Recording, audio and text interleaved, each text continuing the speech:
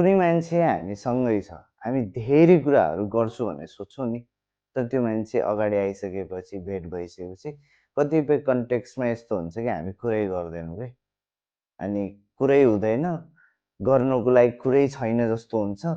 अनि त्यो मान्छे त्यो ठाउँबाट जब जान्छ या हामी छुट्टिन्छौँ, अनि त्यसपछि चाहिँ मनमा धेरैवटा प्रश्नहरू आउँछन् या आफैमाथि क्वेसन आउँछ, ए मैले त यो पो सोध्नुपर्ने थियो, यो कुरा पो गर्छु भनेर आएको थिएँ, तर त्यो मान्छे गइसक्यो। अनि हामी मनमा नै सोच्छौँ, ला मैले त यति धेरै कुराहरू गर्छु भनेर आएको थिएँ, म त गर्दै गरिनँ।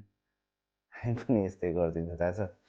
हामी कति धेरै कुराहरू मनमा सोचेर बसेका हुन्छौँ, यस्तो गर्छु, उस्तो गर्छु, यो भन्छु, त्यो भन्छु, यी कुराहरू राख्छु, यी कुराहरू गर्छु, तर खै के हुन्छ, हामी फेरि के कुरामा अल्झिन्छौँ, भन्दैनौँ या गर्दैनौँ।